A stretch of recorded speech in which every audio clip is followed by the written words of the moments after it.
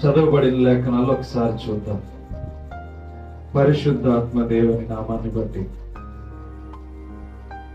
1 యోహాను 4వ అధ్యాయం. ప్రియులారా, మనం ఒకరినొకరు ప్రేమింతుము, యాలయనగా ప్రేమ దేవుని మూలముగా కలుగుచున్నది. ప్రేమించు ప్రతివాడును దేవుని మూలముగా పుట్టినవాడే దేవుని ఎరుగును. చిన్న ప్రార్థన చేసి, ప్రభు అయిన దేవా, పరిశుద్ధుడానికి వందనాలు తండ్రి. ఉన్నతమైన నీ కృపను బట్టి, ఆశ్చర్యమైన నీ మేలులను బట్టి తండ్రి, అయా ఇదిగో ఈ దినమును మరొక్కసారి నీ సన్నిధిలో నిలబడి ఉన్నాను. ఎన్నిక లేనివాడిని, పనికిరాని పాత్రనైన నా జీవితంలో ప్రభువా, ఈ విధముగా నన్ను వాడుకుంటున్నందుకు స్తోత్రం. ఇదిగో ప్రభువా, మరొక్కసారి నీ వాక్యమును మాట్లాడడానికి ఇచ్చిన అవకాశాన్ని బట్టి, సమయాన్ని సద్వినియోగపరుచుకుని తండ్రి, నీ కొరకు నిలబడేంత శక్తిని నాకు ఇచ్చి, వాక్కు శక్తిని, బలమును నాకు దయచేసి మేలుతో నడిపించి నీ కృపలో ముందుకు నడిపించమని కోరుచున్నాను. ఏ విషయంలోనూ నా సొంత మాటలు కాక నీ జ్ఞానము చొప్పున నా యొక్క మాటలు, పరిశుద్ధాత్మ వాక్కు శక్తిని మా మీద కుమ్మరించి నీ ఆత్మతో నింపి నడిపించి బలపరచను. ఈ క్షణమున వాక్యముతో మాట్లాడుతున్న ప్రతి మాట బిడ్డలు ఎంతగానో గ్రహించగలిగే మనస్సును వారికి దయచేయండి. యేసుక్రీస్తు నామం పేరట అడిగి వేడుకొనుచున్నాం తండ్రి, ఆమేన్. దేవుని నామంలో కూడి వచ్చిన మీ అందరికీ వందనాలమ్మా. పరిశుద్ధమైన నామంలో ఎంతగానో దేవుడు గడిచిన 2 వారాల్లో యవనస్తులకి వర్తమానం ఇవ్వడానికి అవకాశం ఇచ్చారు. గనుక మీ మధ్యకి రాలేకపోయాను. వేరు వేరు ప్రాంతాల్లో దేవుడు వాడుకోవడానికి కృప చూపించాడు. గనుక ఇచ్చిన అవకాశాన్ని ఎక్కడో ఒక చోట ఒక ఆత్మైనా సంపాదించాలి అని చెప్పి ప్రయత్నం దేవుడు ఇచ్చాడు. గనుక 2 ప్రాంతాలకు వెళ్ళడం జరిగింది. దేవుడు ఎంతగానో విలువైన మాటలను ఇచ్చాడు. అది అప్లోడ్ చేయలేకపోయాం. అది మన చర్చలు అయితే మనం వీడియోలు తీసేవాళ్ళం కాదు. కనుక బయట చర్చల వల్లనే అప్లోడ్ చేయలేకపోయాం. ఏదేమైనా దేవుని చిత్తంలో మనం అందరూ సంతోషంగా ఉన్నాం. దేవునికి స్తోత్రం, హల్లెలూయా. అందరూ బాగున్నారా? జనం తగ్గారండి.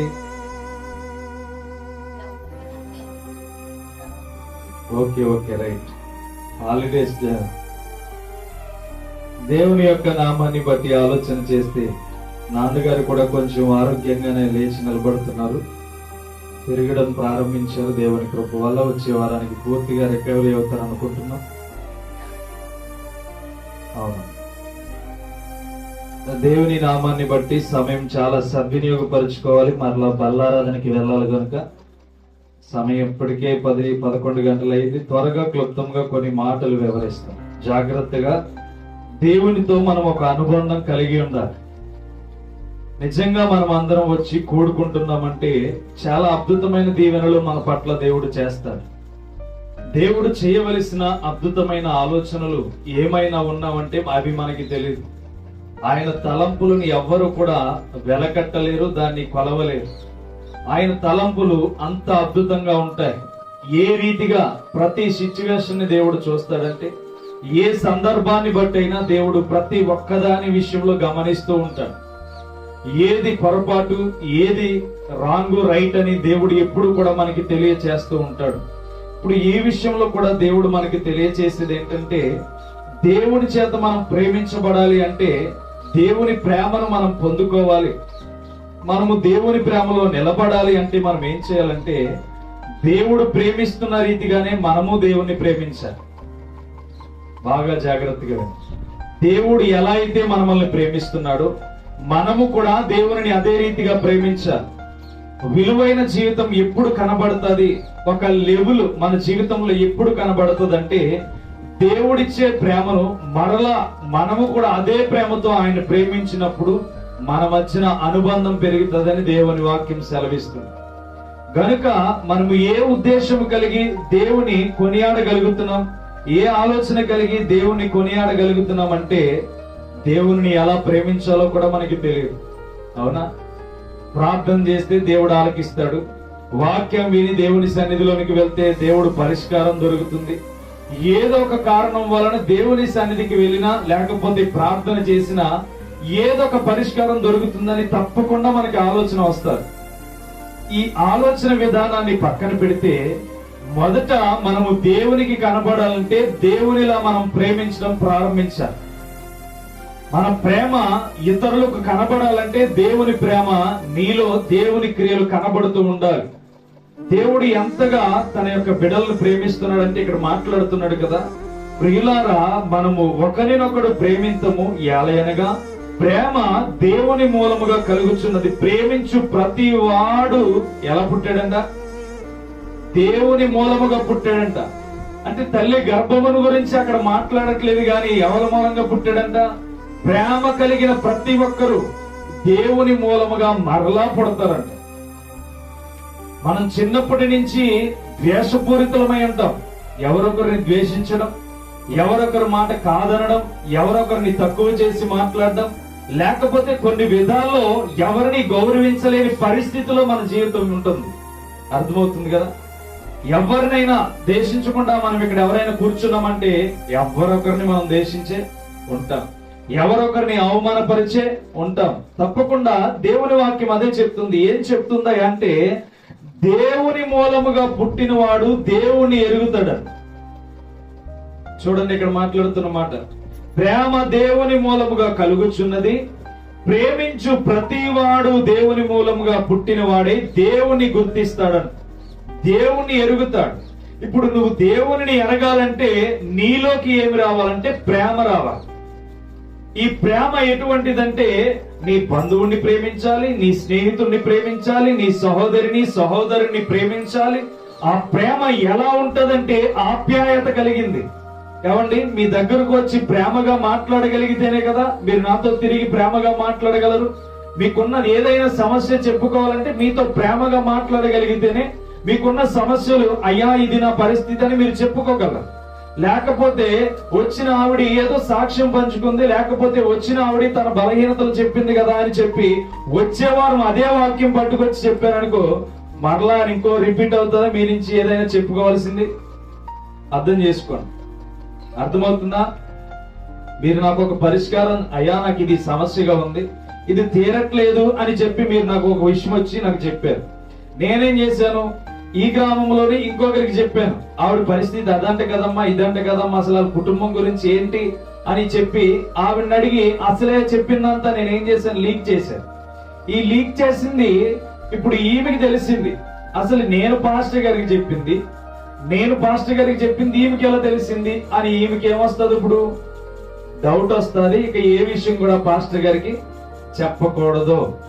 అదే ఆ విషయాన్ని పట్టుకు వెళ్ళి ప్రార్థన చేశారనుకో, తప్పకుండా మరలా ఇంకొక సమస్య వచ్చినప్పుడు ఆ పరిష్కారానికి ఎవరి దగ్గరకు వస్తారు?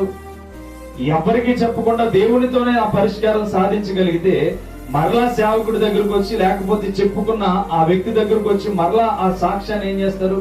పంచుకోగలుగుతారు. అంటే నువ్వు చూపించగలిగే ప్రేమ ఎప్పుడైతే చూపిస్తావో, నువ్వు చూపించగలిగేంత సమాధానం ఎప్పుడైతే నువ్వు సమాధాన పరచగలుగుతావో, ఒక నమ్మకమైన మాట నీతో చెప్పగలిగినప్పుడు ఆ నమ్మకమైన మాట గురించి నువ్వు ఎప్పుడైతే కష్టపడడం ప్రారంభిస్తావో తప్పకుండా నీలో దేవుని ప్రేమ ప్రారంభించబడుతుంది. దేవునికి స్తోత్రం. అర్థమవుతుంది కదా? దేవుని ప్రేమ ప్రారంభించబడాలంటే నీ బరువు, ఎవరైతే వాళ్ళకున్న బరువు, నీ బరువు ఎవరికైనా చెప్పుకున్నప్పుడు దానికి పరిష్కారం దొరుకుతున్నప్పుడు నువ్వు ఎవరితో చెప్పుకుంటావంటే మరలా వెళ్ళి ఆ వ్యక్తితోనే పంచుకుంటావు. ఎందుకో తెలుసా? అతను చూపిస్తున్న ప్రేమ చాలా త్యాగము కలిగిందిగా కనబడుతుంది. అతను చూపిస్తున్న ప్రేమ చాలా ఆశ్చర్యంగా కనబడుతుంది. అందుకని దేవుడు అంటున్నాడు, ప్రజలందరూ దూషిస్తున్నా గాని, అందరూ ఆయన కించపరుస్తున్నా గాని ప్రజలందరి ఎడల ఏం చూపిస్తున్నాడు అంటే ప్రేమ చూపిస్తున్నాడు. ఈ ప్రేమ ఎంత విలువైనదంటే మనము దేవుణ్ణి ప్రేమించగలిగితే దేవుణ్ణి ఎరుగుతామని దేవుడే సెలవిస్తున్నాడు. దేవునికి స్తోత్రం. కాబట్టి దేవుడు మాట్లాడుతున్న ప్రతి మాట చూడండి. ఇక్కడ ప్రేమ దేవుని మూలముగా కలుగుచున్నది. ప్రేమించు ప్రతివాడు దేవుని మూలముగా పుట్టినవాడే ఆయనను ఎరుగును. ఇప్పుడు నువ్వు దేవుని ఎరగాలి, లేకపోతే నీ ఒత్తిడి, నీ సమస్య, నీ యొక్క పరిష్కారము, నీ దానికి జవాబు రావాలంటే నువ్వు క్రీస్తు ప్రేమను నీలోనికి తెచ్చుకోవాలి. నీకు క్రీస్తు ప్రేమ రావాలి అంటే, ఆ ప్రేమ నీలోనికి చేరాలంటే ప్రాముఖ్యంగా నువ్వు దేవుని రూపంలోనికి వెళ్ళడం ప్రారంభించాలి. దేవుని గుర్తించడం ప్రారంభించాలి. దేవుడు చేసిన పనులు ఏ రీతిగా చేశాడు, ఆయన మీదకి మనుషులు వెళ్ళినప్పుడు ఏం చేశాడు, ఆయన దగ్గర నుంచి ఉన్న మనుషులతో ఏం మాట్లాడాడని ఆలోచన చేస్తే మనము గుర్తించవలసింది ఒకటే, ఆయన ప్రతి ఒక్కరికి ప్రేమ చూపించడం ప్రారంభించాడు. దేవునికి స్తోత్రం. ఈ మధ్యన బాగా ఏమైందంటే, మా గ్రామంలో ఒక సేవకులు రిటైర్మెంట్ ఇచ్చారు. అక్కడ సర్చ్ జరుగుతుంది. ఏం జరుగుతుంది అంటే, చాలా మంది నన్ను వచ్చి ఈ సంఘాన్ని నడిపిస్తావా అని చెప్పి యవనస్తులు అడుగుతున్నారు. అంటే వాక్య ప్రేరణ బట్టి వాళ్ళు ఏం చేస్తున్నారంటే, వచ్చి ఇదిగో ఈ సంఘాన్ని ఇంచుమించు ఒక గ్రామం అంటే ఒక 500 మంది మనం నడిపించాలి. ఈ 500 మందిని నడిపించడానికి కొంతమంది వచ్చి అడుగుతున్నారు, సీఎర్ గా పని చేస్తావా, సేవకుడిగా ఇక్కడ పని చేస్తావా అని అడుగుతున్నారు. అయితే డిస్కషన్ ఏం జరుగుతుందంటే, కొంతమంది మనకి సపోర్ట్ గా ఉంటున్నారు, కొంతమంది అయితే అయ్యా నేను ఉంటాను మీ గ్రామానికి వచ్చని కూడా అడగడం ప్రారంభించారు. అంటే నేను ఎవరిని చేయి చాచి అడగల, ఎవరి దగ్గర మాట్లాడాల, ఎవరి దగ్గరికి వెళ్ళి నేను ఉంటానని చెప్పలా. నేనేమని ప్రార్థన చేస్తున్నాను తెలుసా, ఇంత సంఘం నా చేతిలోకి వచ్చేస్తుంది, 500 మందిని మార్చగలిగేంత విజయం నాకు వచ్చేస్తుందని నేను ఆశపడలేదు. కానీ మోకరించి దేవునితో ఒకటే కోరాను, పాలమూరు గ్రామం నుంచి నన్ను ఎక్కడికి దూరం చేయొద్దు, పాలమూరు గ్రామం నుంచి ఏ ప్రాంతానికి నన్ను పంపించొద్దు. ఈ రోజుకి అదే ప్రార్థన చేస్తున్నా. ఇంకా 2 వారాలు టైం ఉంది, ఎవరిని పెట్టాలో ఇంకెవ్వరూ కూడా ఆ సంఘానికి దొరకలేదు. దేవునికి ప్రార్థన చేసేది ఏంటో తెలుసా, నువ్వు ఏర్పాటు చేసిన నన్ను ఎక్కడైతే అడుగు పెట్టిన ఆ ప్రాంతం నుంచి దూరపరచు. అదేంటి, కూర్చుంటే 1000 రూపాయలు ఇస్తారు వారం వారం, తెలుసా మీకు? అక్కడ కూర్చుని వాక్యం చెప్తే చాలు, పెట్రోల్ ఖర్చు ఉండదు, ప్రయాణం చేయవలసిన అవసరం ఉండదు. ఖాళీ నడకన 2 స్టెప్పులు అయితే అక్కడికి వచ్చి కూర్చోలో కూర్చుంటాను, ప్రార్థన చేసి ప్రారంభిస్తాను. ఎందుకంటే అక్కడ నేను అడిగితే ఎవ్వరూ కాదని, నేను మాట్లాడితే ఎవ్వరూ కాదని, అలాంటి పరిస్థితి నాకు ఉంది అక్కడ. కానీ ఎందుకు దేవుని దగ్గర మొర పెడుతున్నానో తెలుసా, నాకు కావలసిన పరిచర్య ఏంటో తెలుసా, కష్టపడితే ఆత్మలను రక్షించే పరిచర్య కావాలి. కష్టపడి చేసి రక్షించబడే ఆత్మలు మాత్రమే కావాలి. వాళ్ళ దగ్గర ప్రేమను చూపించాలి, క్రీస్తు ప్రేమను క్రియల్లో చూపించి వారిని దేవుని యొద్దకు నడిపించాలి అనే తాపత్రం తప్ప ఏ మాత్రము కూడా నాలో కూర్చుంటే వచ్చేసి తినే డబ్బు నాకొద్దు. నాకు కావలసిందల్లా నేను కష్టపడాలి, సంఘాన్ని పోషించాలి. దేవునికి స్తోత్రం. ఇప్పుడు ఈ ప్రేమ మనలోనికి రావాలంటే, ఈ విధమైన ఆలోచన నాకు వచ్చింది అంటే, దేవుని ప్రేమ నాలో ప్రారంభించబడింది గనుక, ఒక భారం అంటే ఏంటో నాకు తెలిసింది గనుక, అంత పెద్ద సంఘం నా చేతిలోకి రాగల శక్తి, పొందుకోగల శక్తి నాకున్నా గాని అది వద్దని దేవుని దగ్గర మొదలు పెడుతున్నా. ఎందుకో తెలుసా, నాకు ఇష్టమే లేదు. దేవుని సేవ చేయడానికి కష్టముతో కూడిన పరిచర్య కావాలి. అనుభవాజ్ఞులు పౌలు భక్తుడు ఏం చేశాడంటే, తన ప్రేమను చూపించడానికి అనేక సంఘాలను నిర్మించాడు గాని ఏ సంఘము దగ్గర కూడా నిలకడగా నిలబడలేదు. ఏ సంఘాలు స్థాపించాడంటే ప్రతి సంఘంలో తన ప్రేమను చూపించుకుంటూ వెళ్ళిపోయాడు గాని ఒక్కొక్క సంఘాన్ని కట్టి ఆ ప్రాంతంలో సేవకుని ఏర్పాటు చేసి వెళ్ళిపోతా ఉన్నాడు ఆయన పరిచర్య. అది దేవుని నామంలో మనము కూడా వాక్యాన్ని చదువుతున్న బిడలమైతే తప్పకుండా క్రీస్తు ప్రేమను కూడా అదే క్రియల్లో చూపించడం ప్రారంభించాలి. క్రీస్తు అనుభవాలని, ఆ ప్రేమను మనం పొందుకోవడంలో ఎంతో ఎదురు చూస్తూ ఉండాలి. ఎందుకయ్యా అంటే, ఈ లోకంలో ఏది సిరి సంపదలు మనతో రానే రావు. ఏ సిరి సంపదలు మనం ఎంతగానో కష్టపడి శ్రమపడి దాన్ని సంపాదించాలని ప్రయత్నం చేసినా పూట గడిస్తే చాలనుకునే విధానం మనలో ఉంటే చాలు. దేవునికి స్తోత్రం, హల్లెలూయా. ఏదో చేయాలని మనం ఎంతో సంపాదించాలని ప్రయాసపడతాం కానీ ఏదొక రీతిగా బయటికి వెళ్ళిపోతుంది, ఏదొక రీతిగా పాడైపోతుంది, ఏదొక రీతిగా విలువ లేకుండా పోతుంది. ఎంత కష్టపడ్డాను, ఎంత శ్రమ పడ్డాను, ఎంత కష్టపడి ఎంత సమకూర్చాను, ఈ విధంగా పోయింది ఏంటని నీకు కూడా తెలియదు ఎందుకు బయటికి వెళ్ళింది. అర్థమవుతుంది. నువ్వు ఎప్పుడైతే క్రీస్తు మూలముగా పుట్టడం ప్రారంభించబడతావో నీ గురించి పరలోక సంపద ప్రారంభించబడుతుంది. దేవునికి స్తోత్రం. ఇక్కడ సంపద ఏమవుతుంది? తుప్పు పట్టిపోతుంది, దొంగలు కన్నం వేస్తారు, హాస్పిటల్ ఖర్చుకు వెళ్ళిపోతుంది. కానీ పరలోక ధనాన్ని ఎవ్వడు కూడా దొంగిలించడానికి వీలు పడదు. అక్కడ అగ్ని వంటి కళ్ళు కలిగిన మక్తి వాటికి కాపలాగా ఉన్నారు. దేవునికి స్తోత్రం. హల్లెలూయా. కాబట్టి మనము దేవుని మూలముగా పుట్టిన వారమైతే తప్పకుండా దేవుని ఎరుగుతాం. అంటే ఆ మనస్సు మనలోనికి ఏమవుతుందంట, వస్తాది. ఆ జీవితం మనలోనికి వస్తాది. చూడండి, యోహాను సువార్త 8వ అధ్యాయం చూస్తే, యోహాను సువార్త 8వ అధ్యాయం చూస్తే యేసుక్రీస్తును కొంతమంది దాడి చేయాలని చూస్తున్నారు. ఇతని ఎలా అయినా పట్టుకోవాలని చూస్తున్నా. అక్కడ యేసుక్రీస్తు ఏం మాట్లాడుతున్నాడు చూడండి. 8వ అధ్యాయం 1వ వచనం చదువు. ఒలివల కొండకు వెళ్ళెను. తెల్లవారుగానే యేసు తిరిగి దేవాలయంలోనికి రాగా ప్రజలందరూ ఆయన వద్దకు వచ్చిరి గనుక ఆయన కూర్చుండి వారికి బోధించుచుండెను. శాస్త్రులను పరిసయ్యులను వ్యభిచారమందు పట్టబడిన ఒక స్త్రీని తోడుకొని వచ్చి ఆమె మధ్య నిలవబెట్టి, బాలకుడా, ఈ స్త్రీ వ్యభిచారము చేయుచుండగా పట్టబడిను. అట్టి వారిని రాళ్లు రువ్వి చంపవలనని ధర్మశాస్త్రములో మోషే మనకు ఆజ్ఞాపించను కదా, అయినను నీవేమి చెప్పుచున్నావని ఆయనను అడిగిరి. ఆయన మీద నేరము మోపవలనని ఆయన శోధించిరి. శోధించుచు ఇలాగూ అడిగిరి. అయితే యేసు వంగి నేల మీద వ్రేలుతో ఏమో రాయిచుండెను. వారాయనను పట్టు వదలకు అడుగుచుండగా ఆయన తల ఎత్తి చూచి, మీలో పాపము లేనివాడు మొట్టమొదట ఆమె మీద రాయవేయవచ్చునని వారితో మరలా వంగి నేల మీద రాయిచుండెను. వారు ఆ మాట విని పెద్దవారు మొదలుకొని చిన్నవారు ఒకని వెంట ఒకడు బయటికి వెళ్ళిరి. దేవునికి స్తోత్రం. ఇప్పుడు దేవునిని పట్టుకోవడానికి పరిసయ్యులు శాస్త్రులు ఏం చేస్తున్నారంటే, ఒక వ్యభిచారము చేయబడుతున్న స్త్రీని, ఎందుకంటే అంత పాపముతో నిండిపోయింది, ఉదయకాల సమయంలోనే పాపముతో నిండిపోయిన ప్రాంతముగా కనబడుతుంది అక్కడ. వీళ్ళు ఏం చేస్తున్నారంటే, ఒక స్త్రీని ఉదయమునే వ్యభిచారం చేస్తుండగా పట్టుకొని యేసుని ఎలా అయినా పట్టుకోవాలని తీసుకొచ్చారు. ఆమె ఎలా అయినా కొట్టి చంపేయాలి అసలు ఈయన ఏం చెప్తాడో దీన్ని బట్టి ఆలోచన చేద్దామని చెప్పి ఈయన దగ్గరికి ఏ సమాధానం ఇస్తాడని ఆయన వాక్యం ప్రకటిస్తున్న చోటికి తీసుకువచ్చి, అయ్యా ఇదిగో ఈమె వ్యభిచారం చేస్తూ పట్టబడింది, మోసే ధర్మశాస్త్ర ప్రకారం రాళ్లు రువ్వి ఈమెను చంపేయాలి కదా అని చెప్పి అడుగుతుంటే, యేసుక్రీస్తు తన మీద చూపిస్తున్న ప్రేమ ఏంటో తెలుసా?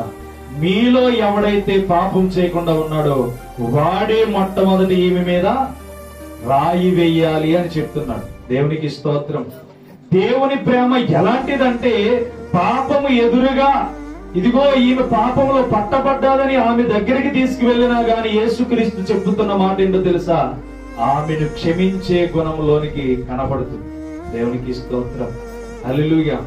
ఈ రోజు ఏ విషయంలోనైనా మనం పొరపాటు చేసి ఉంటాం, ఏ విషయంలోనైనా దేవుణ్ణి అవమానపరుచుంటాం. కానీ దేవుడు అంటున్నాడు, నువ్వెన్ని పాపాలు చేసినా పర్వాలేదు గాని, నువ్వెన్ని పొరపాటులు చేసినా పర్వాలేదు గాని, నా దగ్గరకు వచ్చి నీ జీవితం కోసం మాట్లాడితే నేను క్షమిస్తానని చెప్పి మాట్లాడుతున్నాడు. దేవునికి స్తోత్రం. పరిసయ్యులందరూ ఆయన ఎదురైతే పట్టుకుని చంపేద్దామని ఆలోచన చేస్తున్నారు, అక్కడున్న స్త్రీని చంపేద్దామని ఆలోచన చేస్తున్నారు. కానీ దేవుడు ఈమె పాపం చేసింది కదా, కొట్టి చంపేయండి అని చెప్పి మాట్లాడలేదు. గాని మీలో ఎవడైనా పాపం చేయకుండా ఉంటే మాత్రం ఆవిడ మీద రాయి వేయండి అని చెప్తున్నాడు. ఈరోజు మన జీవితంలో కూడా అసలు చెయ్యని వాటి విషయంలో కూడా ఇతరులని మనం ఏం చేస్తామంటే నవ్వులు పాలు చేస్తాం. ఎంత ప్రత్యేకంగా బ్రతికినా, ఎంత పద్ధతిగా బ్రతికినా, ఎంత దేవుని సన్నిధిలో నిలబడి దేవుని కొరకు నిలబడినా గాని వాళ్ళ మీద మనం ఏం చేస్తామంటే లేనిపోని మాటలన్నీ రుదుతూ ఉంటాం. వాళ్ళు పద్ధతి కలిగిన వారైనా, వారి పద్ధతిగా పెరిగిన వారైనా వారి జీవితంలో ఏం చేస్తా ఉంటామంటే మన గొయ్యిని మనం చూసుకోవడం మానేసి ఎదుటవాడి గొయ్యి తోవడానికి మనం ఏం చేస్తాం? ఎదురు చూస్తూ ఉంటాం. అందుకనే ఇక్కడ యేసుక్రీస్తు కూడా అదే తెలియచేస్తున్నాడు. మీలో తప్పు లేకుండా ఉంటేనే ఆమె మీద రాయి వేయండి, మీలో పొరపాటు లేకుండా ఉంటేనే, మీలో పాపము లేకుండా ఉంటేనే ఆమె మీద రాయి వేయండి అని చెప్పి తన ప్రేమను కనుపరుస్తుంది. ఇప్పుడు ఆ స్త్రీ ఎప్పుడైనా మరలా పాపం చేసిందంటే ఎప్పుడు పాపం చేయలేదు. ఎందుకో తెలుసా? దేవుడు ఎప్పుడైతే తన ప్రేమను తనలోనికి పంపించాడో ఆ ప్రేమను బట్టి తన హృదయం ఏమైందంటే నూతనముగా మార్చబడి. దేవునికి స్తోత్రం, హల్లెలూయా. కాబట్టి ఈ రోజు మనం ఆలోచన చేస్తే నూతనమైన జీవితం ఎప్పుడు కలుగుతుంది అంటే దేవుణ్ణి ఎరుగునప్పుడే. ఇతరుల మీద నీవు ప్రేమ చూపించగలిగినప్పుడే. ఇతరులు నిన్ను ద్వేషించే ఉండొచ్చు, ఇతరులు నిన్ను అవమానపరిచే ఉండొచ్చు, కానీ వారి పట్ల నీవు చేయవలసింది ఏంటో తెలుసా? ప్రేమను చూపించడమే. అప్పుడే దేవుని ప్రేమ నీ యొద్దకు వస్తుంది. అప్పుడే దేవుని క్రియలు నువ్వు గుర్తించగలుగుతావు. దేవుడు నీలో ఉండడానికి ఇష్టపడతాడు. దేవుని ప్రేమ అనేక మందికి చూపించడానికి నీ ద్వారా, నీ క్రియల ద్వారా దేవుడు వాళ్ళకి కనుపరుస్తూ ఉంటాడు. కాబట్టి దేవుని ప్రేమ మనలో ఉండాలంటే ముందు మనము దేవుని ప్రేమించాలి. ముందు ప్రేమించినప్పుడే దేవుడు మనల్ని ఎంతో ఆశీర్వదిస్తాడు. దేవునికి స్తోత్రం, హల్లెలూయా. చూడండి అక్కడ మాట్లాడుతున్న మాట, దేవుడు ప్రేమ స్వరూపి, ప్రేమ లేనివాడు దేవుని ఎరుగడు. నీలో ప్రేమ సమాధానం లేకపోతే ఎప్పటికీ కూడా దేవుణ్ణి చూడలేదు, ఎప్పటికీ కూడా దేవుని ఎదుట నిలబడలేవు. దేవుని ఆలోచనలో నీవు నిలబడలేవు, దేవుని చిత్తములో నీవు నిలబడలేవు. నువ్వు దేవునిని ఎరగగలిగితేనే దేవునిలో నిలబడగలుగుతావని దేవుని వాక్యం సెలవిస్తుంది. ఆయన ప్రేమ స్వరూపి అంట. ప్రేమ లేనివాడు ఎప్పటికీ ఆయన ఎరగలేడు. ఈరోజు మనలో ఎంత ప్రేమ ఉంది దేవుని మీద చూపించడానికి? మాటల్లో చూపించగలమా? చేతల్లో చూపించగలమా? నాలో అయితే చాలా ప్రేమ ఉంది, మరి ఎలా చూపించాలి దేవునికి తెలియట్లేదు. ఎలా చూపించాలంటే నా హృదయము ఎప్పుడు ఆయనతో మాట్లాడుకోగలిగితేనే ఆ ప్రేమను చూపించగలను. ఎందుకో తెలుసా? అనుదినము ఆయనతో ఉన్న ఎడల ఆయన ప్రేమ మనలో ఎంతో ఆశీర్వాదకరంగా దేవుడు నింపుతాడు. దేవుని ప్రేమను కనుగొనాలి. ఏంటి ఈయన ప్రేమ? వాక్యం చదివే కొలది ఎంతమందిని ఎలా ప్రేమిస్తున్నాడు ఏంటని చెప్పి మనలో క్రొత్త అనుభవాలు వెలుగుతూ ఉండాలి. క్రొత్త జీవితం మలుచుకుంటూ ఉండాలి. క్రొత్త అనుభవాలు మన జీవితంలోనికి వస్తూ ఉండాలి. దేవుడు అదే చెప్తున్నాడు, ప్రేమ స్వరూపిని గనుక నా ప్రేమను మీరు ధరించుకుంటే నన్ను తప్పకుండా మీరు గుర్తిస్తారు. కొన్ని వాక్యాలు దేవుడు మనల్ని మార్చడానికి మాట్లాడుతూ ఉంటాడు. కొన్ని వాక్యాలు మన జీవితాన్ని ఇతరుల పట్ల ఎలా ఉందో తెలియజేయడం నేర్పిస్తూ ఉంటాడు. నువ్వు ఇతరుల పట్ల కనీసం ఇక్కడ చూడండి ఏమంటాడు, మనం ఏదో మన ఇంట్లో వాళ్ళ మీద దెబ్బలాడతాం అనుకుంటాం, కానీ ఇక్కడ చూడండి 1వ అధ్యాయం, అదే 1 యోహాను 4వ అధ్యాయం 20వ వచనం చూడండి. ఎవడైనను నేను దేవుని ప్రేమించుచున్నానని చెప్పి తన సహోదరుని కూడా ద్వేషించిన ఎడల అతడు అబద్ధికుడగును. తాను చూచిన తన సహోదరుని ప్రేమింపని వాడు తను చూడని దేవుని ప్రేమింపలేడు. దేవుని ప్రేమించువాడు తన సహోదరుని కూడా ప్రేమింపవలనని ఆజ్ఞ మనం ఆయన వలన పొంది ఉన్నాము. దేవునికి స్తోత్రం. ఎలా అంట? మొదట ఏం చేయాలి? మన కుటుంబంలో అందరినీ ప్రేమించాలి. మన సహోదరుని ప్రేమించాలి, సహోదరుని ప్రేమించాలి. ఈరోజు సహోదరుడికి ఎక్కడ గొడవ వస్తుంది అంటే, నీ రాయి నా సైడ్కి వచ్చిందిరా, నా రాయి నీ సైడ్కి వచ్చిందిరా, సరిహద్దు మారిపోతుంది, జాగ్రత్త అని తల బద్దలు కొట్టుకున్న వాళ్ళు లేరా? ఆలోచన చేయాలి. స్థలాల విషయంలో తల బద్దలు కొట్టుకున్న సహోదరులు లేరా? మరలా ఏదో రోజు గొడవడేసుకుంటారు. ఆదివారం వచ్చేటప్పుడు తలకు స్నానం చేసి ఏం చేస్తాడు? మందిరానికి వెళ్ళిపోతాడు. యారా అంటే నా సరిద్రాయి నీ సరిద్రాయి దేవుడు కనబడలేదేమో, దేవుడి దగ్గరికి వెళ్ళిపోతే పాపక్షమాపణ దొరికేద్దేమని పరిగెట్టేస్తాడు. అసలు దేవుడు అంటున్నది ఇదే. నువ్వు నన్ను ప్రేమిస్తున్నానని చెప్పుకుని నా సన్నిధానికి వచ్చి నా సన్నిధిలో నిలబడి నా సన్నిధిలో ఇలా ఉన్నావేంటి అని చెప్పి ఆలోచన చేస్తే దేవుడు అంటున్నాడు, నువ్వు నా సన్నిధికి వచ్చినా నీకు ప్రతిఫలం లేదు నాయన. ముందు నీ సహోదరుని ప్రేమించు. నీ సహోదరుని ప్రేమించగలిగితే, నీ సహోదరుని ఎప్పుడైతే ప్రేమ చూపించగలిగితే అప్పుడు నా ప్రేమ నీలోనికి ఉండడానికి ఇష్టపడుతుంది. అప్పుడు నీ ప్రేమ నాలోనికి రావడానికి ఇష్టపడుతుంది. దేవునికి స్తోత్రం, హల్లెలూయా. అందుకనే దేవుడు చెప్తున్న విధానం మనం ఆలోచన చేస్తే ప్రేమ గురించి ఇక్కడ మాట్లాడుతున్నాడు. ఎవడైనా నేను దేవుని ప్రేమించుచున్నానని చెప్పి తన సహోదరుని ద్వేషించిన ఎడల అతడు అబద్ధికుడు. అర్థమవుతుంది కదా? ఎప్పుడు అబద్ధికుడంట? పక్క వారిని కూడా మనము ఏం చేయాలి? ప్రేమించాలి. ఏమండి, ఇప్పటి వరకు 3 సంవత్సరాలను బట్టి ఒక టాబ్లెట్ కూడా వేసుకోలేదు. ఎందుకు తెలుసా? నాలో దేవుని ప్రేమను నింపుకోవడం ప్రారంభించాను. నా ఎముకలకు బలం తీసుకొచ్చేది, నా నరములకు బలం తీసుకొచ్చేది దేవుడే. దేవునికి స్తోత్రం. నా శరీరం ఈ రోజు వరకు బెడ్ మీద లేదు. ఎక్కడికి రా అంటే లేడి కాళ్ళు వలె పరుగులు పెడతానే ఉన్నాయి నా కాళ్ళు. చేతులు ఎప్పుడు దేవుని కొరకు చప్పట్లు కొడుతూ దేవుని స్తుతిస్తూ ఆకాశం వైపు చేతులు చాచుతూనే ఉన్నాయి. నాకు ఎక్కెక్కడ అనారోగ్యం వస్తుంది? ప్రేమతో నింపబడితే మన శరీరంలో ఆరోగ్యము ఎప్పటికీ కూడా అనారోగ్యం రాదు. ఆరోగ్యం ఎప్పుడు ఎల్లకాలం మన శరీరంలో ఉంటుంది. నీ ఎముకలకు సత్తువనిచ్చేదేంటో తెలుసా? ప్రేమ. నీ నరములకు బలమునిచ్చేదేంటో తెలుసా? ప్రేమ. నీలో సమాధానం లేకుండా ఉంటే, ప్రేమ లేకుండా ఉంటే అనారోగ్యాలే వస్తాయి. ఏమొస్తాయి? అనారోగ్యాలు వస్తాయి. ప్రేమించడం ఎప్పుడైతే ప్రారంభిస్తావో, ఆశించకుండా ఎప్పుడైతే ప్రేమించడం ప్రారంభిస్తావో, నీలో ఉన్నది ఖర్చు ఏదే ఉండదు. నువ్వు ఈ హాస్పిటల్కి వెళ్ళక్కర్లేదు. మీరు నిజంగా చెప్తున్నాను, 1 నెల ఇతరుల్ని ప్రేమించి, మీరు ఎవరైతే దేశిస్తున్నారో, ఎవరినైతే కించపరిచి మాట్లాడుతున్నారో వారిని ప్రేమించి చూడండి. మీ ఎముకలు, మీ నరాలు ఎంత బలముగా ఉంటాయో, మీ ఆలోచనలు ఎంత సమాధానముగా ఉంటాయో, మీ హృదయం ఎంత శాంతిగా ఉంటుందో. పడవ నీటి మీద తేలినట్టుగా మీ హృదయం ఉంటది. నువ్వేం బరువుమయ్యో చక్కగా తేలుకుంటూ వెళ్ళిపోతావు. ఎందుకో తెలుసా? నీలో ప్రేమ ప్రతిఫలింప చేస్తా.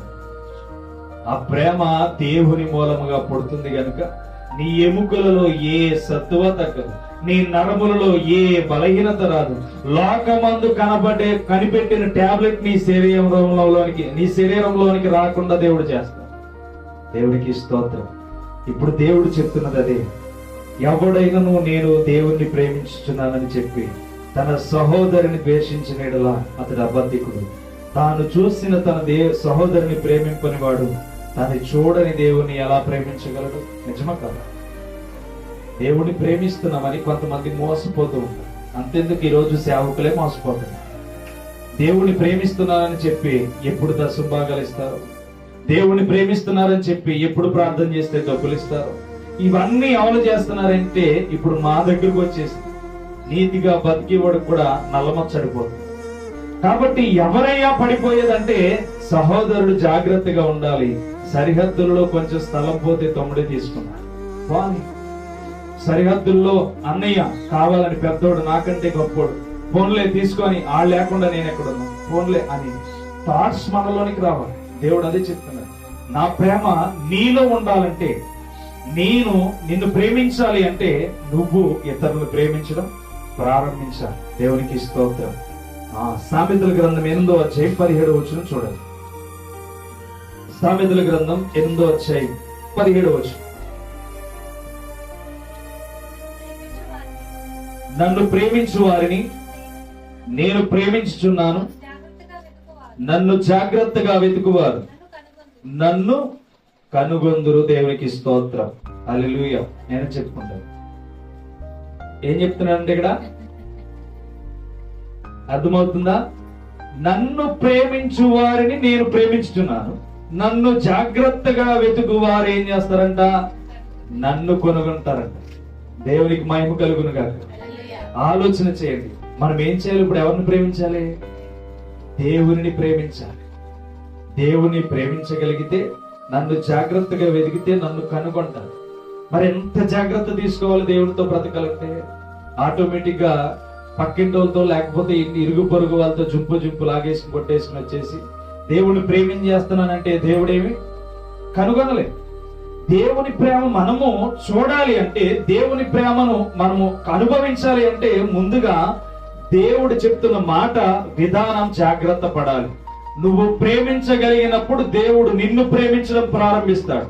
దేవుని జాగ్రత్తగా వెతికినప్పుడు నువ్వు కనుగొనడం ప్రారంభిస్తావు. అందుకనే దేవుడు కనుగొన్న వారికి దేవుడు ఏం చెప్తున్నాడంటే 21వ వచనంలో, నన్ను ప్రేమించు వారిని ఆస్తికర్తలుగా చేయుదును, వారి విధులను నింపుదును. అంటే దేవుడు నింపితే నీ పాత్ర ఎప్పటికీ ఆగిపోదు.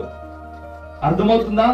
దేవుడు సెలవిస్తే నీ కుటుంబంలో ఎప్పటికీ కొదువ రాకుండా దేవుడు నడిపించేస్తాడు. నీ ఎముకలకు సత్తువ తగ్గకుండానే నడిపిస్తాడు. నీకు పని లేకపోతే పని కల్పించేలాగా దేవుడు చేస్తాడు. నువ్వు ఏదైతే అవసరం ఉంటుందో దాని విషయంలో ఆలోచిస్తే ఆ ఆలోచన విధానాన్ని కూడా తీసుకువచ్చి నీ దగ్గర పెట్టడానికి చేస్తాడు. అందుకనే నన్ను ప్రేమించు వారిని ఆస్తికర్తలుగా చేయుదును, వారి విధులను నింపుదును. వారి నిధులను నింపుదును అని చెప్తున్నాడు. దేవునికి స్తోత్రం. దేవుడు నింపితే ఏది కొదువు ఉండదు. రూపాయి లేకపోయినా తెల్లారికి 1000 రూపాయలు అట్టుకొచ్చి నీ జేబులో పెడతాడు దేవుడు. అలాంటి పరిస్థితులు నేను చూశాను, అలాంటి అనుభవాలు నేను అనుభవించా. అంటే లోకాన్ని ప్రేమించడం ఎప్పుడైతే మానేశానో, దేవుణ్ణి ప్రేమించడం ఎప్పుడైతే కనుగొనడం వెతకడం ప్రారంభించానో, దేవుడు నా హృదయాన్ని నింపడం ప్రారంభించాడు. నేను ఏది అడిగితే అది చేయడం ప్రారంభించాడు. ఏది కావలసినప్పుడు అది మోకరించి అడగగలిగినప్పుడు దేవుడు దాని విషయంలో సమాధానాన్ని ఇవ్వడం ప్రారంభించాడు. ఎందుకయ్యా అంటే నమ్మకము కలిగి దేవుణ్ణి ప్రేమిస్తున్నాను గనక, నా ప్రేమ దేవునికి కనబడుతుంది గనక, ఆ ప్రేమ ద్వారా దేవుణ్ణి ఏది అడిగితే అది నా విధులను నింపుతూ దేవుడు తీసుకువెళ్తున్నాడు. దేవునికి స్తోత్రం. ఇప్పుడు మన నిధులు నింపబడాలంటే మనమేం చేయాలి? దేవుడిని ప్రేమించాలి. మన నిధులు నింపబడాలంటే దేవుని ప్రేమించాలి. దేవుని ప్రేమించలేని వాడు దేవుని ఎన్నటికీ చూడలేడు. దేవుని ప్రేమించలేని వాడు ఎన్నటికీ దేవుణ్ణి చూడలేడు. దేవుడు ఏమన్నాడు? యేసుక్రీస్తు వారు ఏమన్నాడు చూడండి. యోహాను సువార్త 15వ అధ్యాయం, యోహాను సువార్త 15వ అధ్యాయం, యోహాను సువార్త 15వ అధ్యాయం 19వ వచనం చూడండి. మీరు లోక సంబంధులైన లోకము తన వారిని స్నేహించును, అయితే మీరు లోక సంబంధులు కారు గనుక నేను మిమ్మును లోకములో నుండి ఏర్పరచుకొంటిని, అందుచేతనే లోకము మిమ్మును ద్వేషించును. దేవునికి స్తోత్రం. దేవునితో ఉంటే ఎంత ద్వేషాలు మన మీద పడినా మనలో ఏముంటుందో తెలుసా? ప్రేమే ఉంటది. ఎన్ని ద్వేషాలు, ఎన్ని రోదనలు, ఎన్ని నింపబడిన బంధకాలు ఏదైనా సరే, మనం అవమానపరిచే మాటలు ఏదైనా మన మీద పడుతున్నప్పుడు దేవుని చేత మనం వాడబడితే గనక, దేవుని ప్రేమలో నిలబడితే గనక దేవుడు మనల్ని ప్రత్యేకపరుస్తాడు, ఏర్పాటు చేస్తాడంట. నేను మిమ్మల్ని లోకములో నుండి వేరు చేస్తాను, లోకములో నుండి ఏర్పరుచుకుంటాను, లోకములో నుండి మిమ్మల్ని ప్రత్యేకపరుస్తాను, లోకముతో సంబంధం లేకుండా మిమ్మల్ని నిలబెడతాను. దేవుడు అదే చెప్తున్నాడు. ముందుగా దేవుని ఏం చేయాలంటే ప్రేమించడం ప్రారంభించాలి. దేవుని ప్రేమ మనలో ఉండాలంటే, దేవుని ప్రేమ మనలోనికి రావాలంటే, దేవుని చిత్తం మనము నెరవేర్చాలంటే ముందు దేవుని కనుగొనడం మనం నేర్చుకోవాలి. దేవుని ప్రేమ ఎంత భయాన్ని మనకి నేర్పిస్తుందో తెలుసా? ఇదిగో ఇక్కడ మీరు తీసిన వాక్యంలోనే అక్కడ చూడండి, 14వ అధ్యాయం 22వ వచనం చూడండి, 14వ అధ్యాయం 23వ వచనం. యేసు, ఒకడు నన్ను ప్రేమించిన ఎడల వాడు నా మాట గైకొనును, అప్పుడు నా తండ్రి వారిని ప్రేమించును, మేము వాని యొద్దకు వచ్చి వాని యొద్ద నివాసము చేదుము. నన్ను ప్రేమింపని వాడు నా మాట గైకొనడు. మీరు వినుచున్న నా మాట నా మాట కాదు గాని నన్ను పంపిన తండ్రిదే. దేవుని మాటను గైకొంటేనే తండ్రితో పాటు వచ్చి మనలో నివసిస్తాడు. అంటే భూమిని సృష్టించిన దేవుడు, నక్షత్రములను సృష్టించిన దేవుడు, వాటి వాటి స్థానాల్లో వాటిని పెట్టి ఈ దినాన్ని, ఈ సమయాన్ని మీరు ఇలా చెయ్యండి అని చెప్పి వాటికి అప్పగించిన దేవుడు ఇప్పుడు మనలోకి వచ్చి నివాసం చేస్తే మనలో అనారోగ్యాలు వస్తాయా? మనలో బలహీనతలు వస్తాయా? మన ఎముకల్లో సత్తువ తగ్గిపోతుందా? మనలో స్వార్థం పెరుగుతుందా? ఇవన్నీ ఈయన నివసిస్తేనే లేకుండా ఉంటాయి. ఆయన నివసించకపోతే మన శరీరంలో ఎన్నో వస్తాయి. ఇవాళ చూస్తేనే 500 అంట. ముందు దానికి హాస్పిటల్కి ఎంట్రన్స్ కి సీటుకి 500. అర్థమవుతుందా? మరి లోనికి వెళ్ళినందుకు ఇంకెంత అవుతుంది? మరి ఇప్పుడేమో దేవుడేమో నన్ను ప్రేమించండి, మీ ఎముకల్లో బలాన్ని ఉంచుతారు, మీకు రోగం రాకుండా కాచుకుంటాను, నేను తండ్రి కూడా వచ్చి మీ ఎదుట నివసిస్తామని చెప్తున్నాడు. మరి ఈ ఖర్చు అంతా మనకి ఎందుకు? ప్రేమే కదా, సింపుల్ గా ప్రేమ. అవునా? సింపుల్ గా ప్రేమ. డబ్బెట్టు కొనక్కర్లేదు, ఎక్కడికో కోయిటికి వెళ్ళి తెచ్చుకోక్కర్లేదు, సముద్రాలు దాటి మనం తెచ్చుకోక్కర్లేదు. ఎక్కడుందిరా అంటే ప్రేమ మనసులో ఉంది. ఈ మనసులో ప్రేమ ఇంకొకరికి చూపించడానికి జంపు లాక్కుంటాం, సరిహద్దులు దాటేసేవరా అద్దని తలబద్దలు కొట్టేసుకుంటాం. యారా అంటే మనలో ఏముంది? ద్వేషం ఉంది. ఎముకలకు రోగాలు తప్ప, శరీరానికి బలహీనతలు తప్ప ఏమొస్తాయి? కుళ్ళున్నవాడు కంట శరీరం అంతా బలహీనతలే ఉంటాయంట. బైబిల్ చెప్పింది. దావీదు అంటాడు, శరీరంలో కుళ్ళుంటేనంటాడు శరీరం అంతా కుళ్ళుగానే మారిపోతాడు, లేనిపోని రోగాలన్నీ ఆడికి వస్తాయి. ఎందుకు తెలుసా? వాడిలో నిజమైన ప్రేమ లేదు కనుక. దేవుడు అదే చేస్తున్నాడు. నీవు లోకములో నుంచి ప్రత్యేకపరచబడాలంటే ముందు నన్ను ఎరగడం ప్రారంభించు, ముందు నా జీవితాన్ని గుర్తించడం ప్రారంభించు. నేను ఏ ప్రేమను చూపించాను, ఏ ప్రేమతో నేను కట్టబడ్డాను, ఏ ప్రేమ చేత అనేక మందికి మార్గాన్ని చూపించాను, అదే ప్రేమ నీలోనికి రాగలిగితే నిన్ను కూడా శ్రేష్టమైన రీతిగా నేను నడిపిస్తాను, నీ నిధులను నేను నింపుతానని చెప్తున్నా. ప్రేమను ఇవ్వడం ఏమన్నా బరువా మనకి? అర్థం చేసుకోండి నేను మాట్లాడే మాట. ప్రేమను ఇవ్వడం ఏమైనా బరువా? మనం మోయగలిగేది అది ఎదుటికి ఇచ్చిదే. మనం ఏమీ మొయ్యం. నువ్వు ఏ ప్రేమతో అయితే నువ్వు అతనికి ఇవ్వగలిగితే ఆ ప్రేమ నువ్వు మరలా ఏం చేస్తావు? పొందుకోగలుగుతావు. అంటే ఒక రబ్బరు బాల్ తీసుకుని గోడ కొట్టే మనకు తిరిగి ఎక్కడికి వస్తుంది? మన చేతిలోకి వస్తుంది. ఎందుకని? దాన్ని ఎంత ఫోర్స్ గా వేసామో అంత ఫోర్స్ గా మన మీదకి వస్తుంది. నువ్వెంత ప్రేమ చూపించగలిగితే అంతే ప్రేమ నీ మీదకి వస్తుంది. ఎంత ద్వేషం చూపించగలిగితే అంతే ద్వేషం నీ మీదకి తిరిగి వస్తుంది. నువ్వు సమాధానము గల దానివై ఉంటే నీ జీవితం వెలిగించబడుతూ ఉంటది, నీ కుటుంబం దేవుని నిధులతో నింపబడుతూ ఉంటుంది. దేవునికి స్తోత్రం. అందుకనే 1 పేతురులో అంటాడు, 4వ అధ్యాయం మొదటి 2 వచనాల్లో చూడండి ఒకసారి. 1 పేతురు 4వ అధ్యాయం మొదటి 2 వచనాలు చూడండి. క్రీస్తు శరీరమందు శ్రమ పడిను గనుక మీరును అట్టి మనసును ఆయుధముగా ధరించుకోవాలి. ఏం ధరించుకోమంటున్నాడు? శ్రమలను ధరించుకోమంటున్నాడు. అంటే క్రీస్తు ప్రేమ నీలో ఉంటే ఎదుటివాడి పెట్టే ప్రతి బాధ నువ్వు సహించగలుగు చాలు. క్రీస్తు ప్రేమ నీలో ఉంటే ఎదుటవాడనే ప్రతి మాటకి నువ్వేం ఎదురు చెప్పక్కర్లా. నువ్వు మౌని అయి తిరిగి వచ్చేస్తే దానికి పరిష్కారం మరలా ఆమె నుంచే దేవుడు జవాబు తీసుకువస్తాడు. అర్థమవుతుందా? జాగ్రత్త. నేను చెప్పేది బాగా గుర్తు చేసుకోండి. నువ్వు ఎప్పుడైతే ఎదుటివారు నిన్ను దూషించారో, నిన్ను దూషించిన తర్వాత ఈమె నన్ను అంటమేంటి అని నువ్వు రెక్లెస్ గా ఇంకొక 2 మాటలు మాట్లాడితే ఇద్దరి మధ్యన కలహం పెరిగిపోతుంది. గాని ఎవరైతే ఇద్దరి మధ్యన తగ్గింపు కలిగి వెనక్కి వెళ్ళిపోతారో వాళ్ళు దీవించబడతారు. దేవునికి స్తోత్రం. హల్లెలూయా. కాబట్టి నీకెంత ద్వేషం ఉన్నా దేవుడు చెప్తున్నాడు ఏంటో తెలుసా? పేతురు ద్వారా మాట్లాడిస్తున్న మాట, ఎన్ని శ్రమలు వచ్చినా మీరు సహించండి, శోధనలను జయించండి, అంతేగాని వాటిపైన దృష్టి పెట్టి మీరు దానిలో ప్రవేశించొద్దు అని దేవుడు చెప్తున్నాడు. కాబట్టి మనం ఎంతగా దేవుని స్తుతించగలిగితే, ఎంతగా దేవుని గణపరచగలిగితే అంత ప్రేమ ఆయన మన ఎముకల్లోనూ, మన శరీరంలోనూ, మన కుటుంబంలోనూ తన ఆశీర్వాదం ఉంచుతాడు. ఇటువంటి జీవితాన్ని విడిచిపెట్టి ఎక్కడెక్కడికో పరుగు పెడతాం. ఇటువంటి జీవితాన్ని విడిచిపెట్టి ఏదేదో సంపాదించాలని పరుగు పెడతాం. మన కష్టం దేవుడికి తెలుసు, మన నష్టం దేవుడికి తెలుసు, మన ఇబ్బంది దేవుడికి తెలుసు. మనం ఏదైతే సహించలేని పరిస్థితిలో ఉన్నామో ప్రతి ఒక్కటి దేవుడికి తెలుసు. ఎవ్వరి దగ్గరికి వెళ్ళక్కర్లా.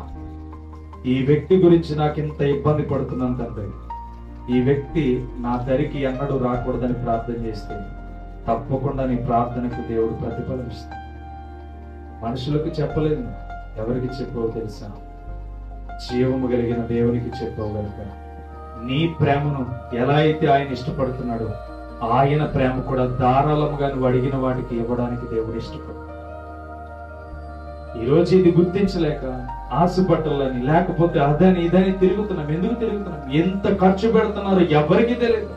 డబ్బున్నవాడు వెళ్తున్నాడు, కోట్లైనా పర్వాలేదు అంటున్నాడు. ఎందుకు ఖర్చు పెడుతున్నాడో వాడికి కూడా అర్థం కాదు. శరీరమును మనం కాపాడుకోకపోతే ఏం బ్రతుకండి? ఇది ఆలోచించండి. మన శరీరానికి ఏ ఫుడ్ ఇవ్వాలి, మన శరీరానికి ఏం చేయాలి, మన శరీరాన్ని ఎలా పోషించాలి, ఏ టయానికి ఏ టిఫిన్ తినాలి, ఏ టయానికి ఏ భోజనం తినాలి, ఏ టయానికి ఏ ఆహారం శరీరానికి పెట్టాలనే థాట్స్ లో మనం లేదు.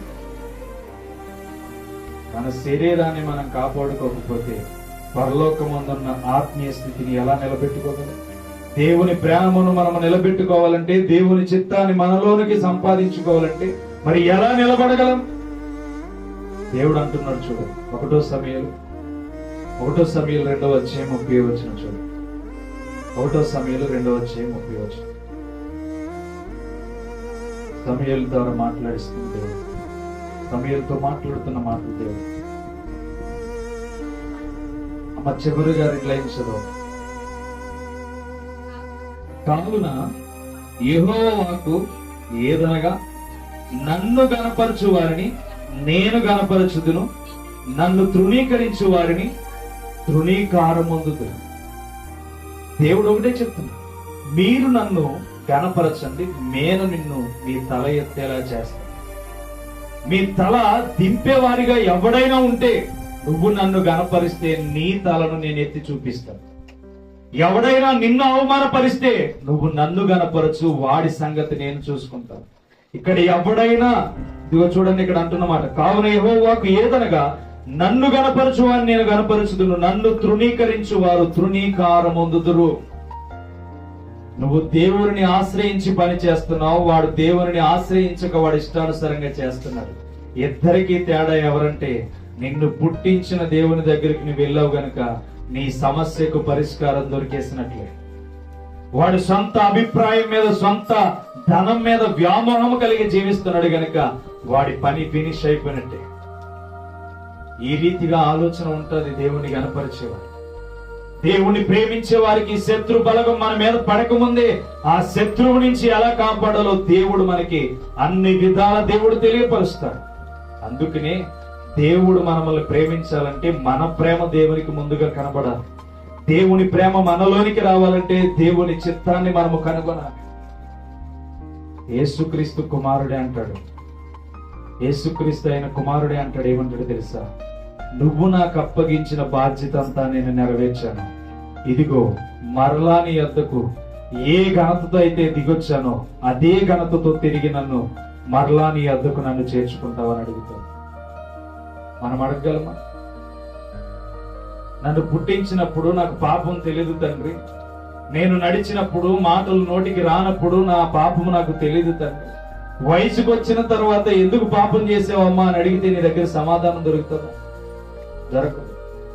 ఎవరో నీ చేత చేయించలాది.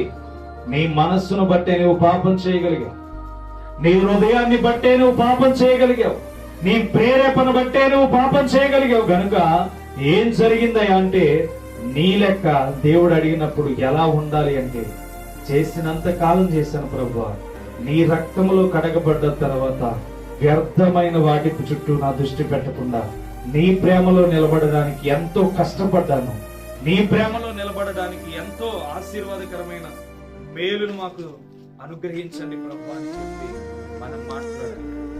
ఈరోజు ఎంత అభిప్రాయాలు మన జీవితంలో ఆలోచించి, అంధకారమైన సంబంధంలాగా మన జీవితాలు ఉండకూడదు. అందరూ రీతిగా ఎవరో వాక్యం వినలేదు, వాళ్ళు గొడవలకు వస్తున్నారంటే వాక్యం వినే నువ్వు గొడవకి వెళ్ళకూడదు. దేవుని క్రియలను నువ్వు నీ యొక్క జీవితంలో చూపించి, దేవుని వాక్యం వింటున్న బిడ్డలు అలా ఉండర్రా, ఎవరు గొడవకు రారా అని చెప్పి నిన్ను చూసి నేర్చుకోవాలి. దేవుని వాక్యంలో వింటున్న ప్రతి బిడ్డ ఎలా ఉంటారు అంటే, ఇదిగో వాళ్ళు క్రీస్తు ప్రేమను పొందుకున్నారు, వాళ్ళు వేరు మనం వేరు, మనం ఏదో నామకార్థంగా బ్రతికేస్తున్నాం, నామకార్థమైన మాటలతో బ్రతికేస్తున్నాం, గాని వాళ్ళ వెరైటీ లైఫ్ రా, వారి జీవితం అద్భుతం రా, వారి జీవితం శ్రేష్టమైనది రా. వాళ్ళు ఒకరిని తక్కువ చేసి మాట్లాడరు, ఒకరిని కించపరిచి మాట్లాడరు, ఒకరిని అవమానపరిచి మాట్లాడరు. ఎందుకంటే ఆ క్రీస్తు ఏ ప్రేమ అయితే చూపించారో వాళ్ళ ప్రేమను వాక్యం వింటూ ధరించేసుకున్నారు. ఆ ప్రేమను వాక్యం వింటూ వాళ్ళు ధరించేసుకున్నారు కనుక వాళ్ళు మన మాట వినరు. నువ్వు తిట్టినా, నువ్వు దూషించినా, నువ్వు అవమానపరిచినా, నువ్వు కొట్టినా వాళ్ళు తలదించుకుని వెళ్ళిపోతారు. ఎందుకో తెలుసా? వాళ్ళు క్రీస్తు సైనికులు గనక ఏ మాత్రము కూడా ఇటువంటి వాటి మీద వాళ్ళకి ఏ ఆలోచన ఉండదు. అవమానపరిచిన తగ్గింపు కలిగిన జీవితం ఉంటది వాళ్ళ దగ్గర. అటువంటి స్థితిలో వారు ఉన్నారని నిన్ను గుర్తించగలగాలి. అటువంటి ప్రేమ నీలో ఉందా ఈరోజు? అటువంటి రూపం నీలో ఉందా? అటువంటి తలంపులు నీలో ఉన్నాయా? అయ్యో, దేవుని మందిరానికి వెళ్తున్నాను, ఇంత శ్రేష్టమైన మాటలు నాకు దొరుకుతున్నాయి, అయ్యో ఇంతగా నా బ్రతుకును మార్చుకోమని, దేవుడి ప్రేమను కనుగొనమని నాకు చెప్పుచున్నారే. నేను ఏ ప్రేమను ఉన్నాను ఈరోజు? ఏ ప్రయాణం నా జీవితంలో ఉంది? ఏ ప్రయాణం ద్వారా నేను ముందుకు వెళ్తున్నాను? నేను శ్రేష్టమైనది అనుభవించాలంటే, దేవుడు నా నిధులను నింపాలంటే, ముందుగా నేను దేవుడిని ప్రేమించమని దేవుడు చెప్తున్నాడు. నన్ను గణపరిస్తే నన్ను గణపరుస్తానని దేవుడు చెప్తున్నాడు. ఎవరైతే నన్ను గణపరుస్తారో నేను వారిని గణపరుస్తానని దేవుడే చెప్తున్నాడు కదా. ఇలాంటి స్థితులు ఎందుకు విడిచిపెట్టి? ఆలోచన చేయండి. దేవుడు పోషించగల సమాజం. 40 సంవత్సరాల అరణ్యంలో వాళ్ళ గుడ్డ మాయకుండా పోషించిన దేవుడు, అరణ్యంలో వారి జీవితాలు నాశనం కాకుండా కాపాడిన దేవుడు. మరి ఈరోజు ఈ లైఫ్ ఎందుకని ఆలోచన చేయగలుగుతున్నారు? ఇంచుమించు చాలా వయస్సు మనకు వచ్చేసింది. ఇంచుమించు చాలా వయస్సు మనం అనుభవించేసాం. చూడలేనివన్నీ చూసేసి ఇక్కడికి వచ్చేసాం. ఇప్పుడు కూడా దేవుడు అడుగుతున్న మాట ఏంటో తెలుసా? మీలో నా ప్రేమను ధరించుకోండి. మీలో నా ప్రేమను ధరించుకుంటే ఆ ప్రేమ మీకు మీ ఎముకలకు, మీ యొక్క జీవితానికి ఆరోగ్యం కలుగుతుంది. జీవితం అయిపోయింది అనుకుని ఇంకెందుకులే అని ఆలోచన చేయొద్దు. కానీ ఇప్పుడైనా దేవుడు అవకాశం ఇస్తున్నాడు. ఏమిస్తున్నాడు అంటే ప్రేమను ఇవ్వడానికి అవకాశం ఇస్తున్నాడు. తన ప్రేమను మనలో నిలబెట్టడానికి అవకాశం ఇస్తున్నాడు. తన ప్రేమను మనం పొందుకోవడానికి దేవుడు అవకాశం ఇస్తున్నాడు. ఎందుకు తెలియజేస్తున్నాడు అంటే తన ప్రేమ గురించి మనము వెతకాలని దేవుడు తెలియజేస్తున్నాడు. వాటిని వెతకాలని దేవుడు మనకి తెలియజేస్తున్నాడు. మరి వెతకడం మానేసి ఎటువైపు మన దృష్టి? ఆలోచించండి. ఏది మన చేతిలో ఉండదు. మన భవిష్యత్తే మన చేతిలో ఉండదు. సాతాను ఆడిస్తున్న ఆటలో మనం అందరం బందీలం అయిపోతున్నామనే ఉద్దేశం ఎవరికి కూడా కలగట్లేదు. సాతాను ఆడిస్తున్న ఆటలో నేను కూడా లీనమైపోయి బందీనైపోయానన్న ఆలోచన ఎవరికి తెలియట్లేదు. ఈరోజు ఎంతో పూజలు చేస్తున్నారు. వాళ్ళు ఎందుకు చేస్తున్నారు వారికి తెలియదు. ఎన్నో ప్రాంతాల్లో ఎక్కడ చూసినా మైక గొట్టలు కట్టి ఎంతో 10 రోజులు పూజలు చేస్తున్నారు. ఈ 10 రోజులైనా దేవుడు వస్తుంది. రకరకాలుగా దేవుడు ఉంటే ఏ దేవుడు న్యాయం చేస్తాడు? రకరకాల వారిని ఆరాధన చేస్తే ఏ దేవుడు మరి వాళ్ళకి న్యాయం తీర్చేది? ఆలోచన చేయండి. జీవము కలిగిన దేవుడు ఒక్కడు మాత్రమే ఉన్నాడు. ఆయన సజీవుడై ప్రతి మనిషిని తన రూపంలో మార్చుకోవడానికి ఎంతో ప్రయాసపడి ఈ లోకంలోనికి వచ్చి రక్తమును చిందించాడు. ఆయనే నజరేయుడైన యేసుక్రీస్తు. ఆయనే మన జీవితాల కొరకు ఎంతో అద్భుతమైన ప్రేమను చూపించాడు. ఏమండి మీరు వెళ్తే గనక అక్కడ ఏమైనా మంచి మాటలు చెప్తారా? ఆలోచన చేయండి. ఎవరైనా మంచి మాటలు చెప్పి, అమ్మా మీ కుటుంబం ఇలా ఉంటే బాగుంటది, లేకపోతే మీ కుటుంబం ఇలా ఉంటే బాగుంటది, మీ జీవితం ఇలా ఉంటే బాగుంటది అని ఎవరైనా ఆలోచన చేసి అక్కడ ఎవరైనా మీకు చెప్పగలుగుతారా? మీ కుటుంబంలో ఉన్న సమస్య కోసం, లేకపోతే మీ కుటుంబంలో ఉన్న ఒత్తిడి కోసం ఎవరైనా బాధ్యత తీసుకుని ప్రార్థన చేయగలుగుతారా? ఎవరు చేయరు. ఆలోచించండి. జ్ఞానం ఇచ్చాడు దేవుడు. సంత వీధులలో బిగ్గరగా కేకలు వేస్తుంది జ్ఞానం. దాన్ని పట్టుకునేవాడు ఎవడు కూడా లేడు. ఎందుకు తిరుగుతున్నావా అంటే ఎంజాయ్మెంట్ కోసం. ఎందుకు నడుస్తున్నావా అంటే ఎంజాయ్మెంట్ కోసం. అక్కడికి వెళ్తే ఏం దొరుకుతుంది? 4 మాటలు నీ కుటుంబం గురించి ఎవరైనా మాట్లాడతారా? అమ్మా నీ జీవితం ఇలా ఉంటే పాడైపోతుందని ఎవరైనా చెప్పి మాట్లాడతారా? చదివేవాడికి అర్థం కాదు ఏం చదువుతున్నాడు అక్కడ. అర్థమవుతుందా? చదివే వాళ్ళకే తెలియదు అక్కడ ఏం చదువుతున్నారు. దేని వైపు దృష్టి వెళ్తున్నది జాగ్రత్త. వాటికి మీరు సహకరించొద్దు. ఎట్టి పరిస్థితుల్లో వాటిలో ఇస్తున్న దానిలో కూడా మీ పాత్ర ఉండకూడదు. ఏ మాత్రము కూడా వారి పాత్రలో చేయవేయడానికి వీల్లేదు. ఎందుకో తెలుసా? మీరు ప్రతిష్ఠింపబడిన వారిగా దేవుడు మార్చాలని ఇష్టపడుతున్నాడు. దేవుని కొరకు నిలబెట్టాలని చెప్పి దేవుడు ఆశపడుతున్నాడు. దేవుని చిత్తాన్ని కనుగొనాలని దేవుడు ఇష్టపడుతున్నాడు. దేవుడు నువ్వు ఎంతగా వెతకగలిగితే ఆయన నీతో ఉండడానికి ఇష్టపడుతున్నాడు. తన ప్రేమను నీలో నింపడానికి, తన నిధులతో నిన్ను ఆశీర్వదించడానికి ఇష్టపడుతున్నాడు. అలాంటప్పుడు లేనిపోనివి పని చెయ్యని వస్తువుల వైపు వెళ్ళదు. అవన్నీ పని చేయలేనివి. నువ్వు ఎలా అయితే తయారు చేస్తావో దాన్ని కూడా నువ్వు తయారు చేసే చేతులతో, నీ చేతులతో మట్టి తీసుకుని తయారు చేయగల శక్తి నీకు ఉంది. ఇంట్లో పెట్టుకుని పూజిస్తావా నీ చేతులతో చేసిందని? ఆలోచన చేయండి. చేయగలుగుతామా? జాగ్రత్త. ఏది సమాజంలో ఉంది? అంత్య దినాల యందు దేవుడు ఎవరిని కాపాడతారంటే ఆయన ఎదుట గురి కలిగిన వారిని మాత్రమే కాపాడతాడు. ఆయన ప్రేమను కనుగొన్న వారిని మాత్రమే కాపాడతాడు. ఆయన చిత్తాన్ని నెరవేర్చిన వారిని దేవుడు కాపాడతాడు. ఆయన కొరకు ఎదురు చూసిన వారిని మాత్రమే కాపాడతాడు. ఏ పాస్టర్ లాగా చెప్తాడు అనుకుంటే ఎవరి ఇష్టమా ఉంది. బ్రతమాంతం వారికి బాధ్యత పెట్టడం అమ్మ. పట్టుకొచ్చి మీ కాళ్ళట్టుకుని మార్చమని దేవుడు చెప్పాడు. వాళ్ళకి ప్రకటించండి, మారిన వాడు నా ఎద్దకు వస్తారు, మారగలిగిన వారు నా దగ్గరికి వస్తారు, మారలేని వారు తీర్పులోనికి వెళ్తారు. ఎక్కడ వరకు ఇచ్చాడంటే మీకు ఆయనకి మధ్యవర్తిగా మమ్మల్ని నిలబెట్టుకుని మీకు ప్రకటించవలసిన సువార్త ప్రకటించమని మాత్రమే దేవుడు చెప్పాడు. ఈ రీతిగానే మీ బ్రతుకులు మార్చుకుంటే ఈ జీవితం ఉంటుందని ఆకలి దప్పులు మానుకొని చనిపోయిన ఎంతో మంది భక్తులు మన జీవితాల్లో కనబడతారు. ఈ రోజు మన జీవితం బాగుపడాలని దేవుడు తెలియజేస్తాడు. ఒక విషయం అడగండి, ఎవరి దగ్గరికైనా వెళ్ళి అక్కడ ఏం నేర్చుకుంటున్నారు మీరు? మీ కుటుంబానికి ఏ ఆశీర్వాదం వస్తుంది? మీ కుటుంబానికి ఏం దీవెన వస్తుంది? దేని గురించి మీరు దాని వెనకాల తిరుగుతున్నారు అని మీరు ప్రశ్న వేయండి. వారి దగ్గర నుంచి ఏం జవాబు వస్తుంది? ప్రశ్న వేసిన వాడికే ఆ ప్రశ్న జవాబు చెప్పేవాడికి ఏం అర్థం కాదు. ఏం చెప్పాలి? ఎందుకో తెలుసా? వాళ్ళ పుట్టుక కానించి అది అలవాటు అయిపోయింది. దాన్ని ఈడేం చేస్తున్నాడంటే ఫాలో అయిపోతుంది.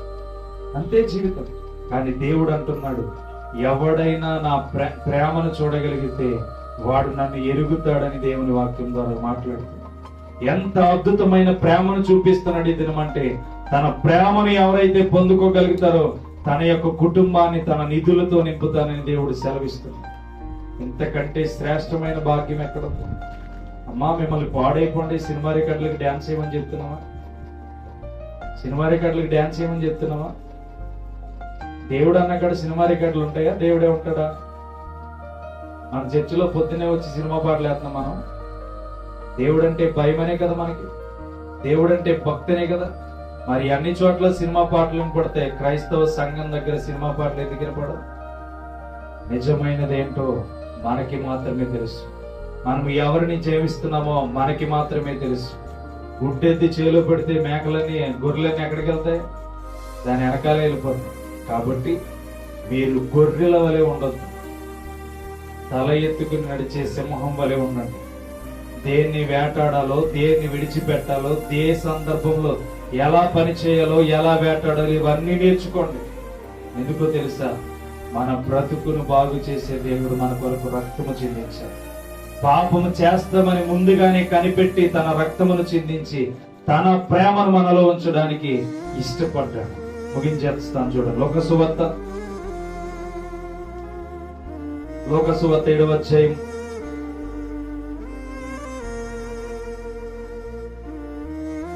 7వ అధ్యాయం 38వ వచనం చూడండి. 38, 39వ వచనం చదవం. వెనక తట్టు ఆయన పాదముల యొద్ద నిలవబడి ఏడ్చుచు కన్నీళ్లతో ఆయన పాదములను తడిపి తల వెంట్రుకలతో తుడిచి ఆయన పాదములను ముద్దు పెట్టుకుని ఆ అత్తరు వాటికి పూసెను.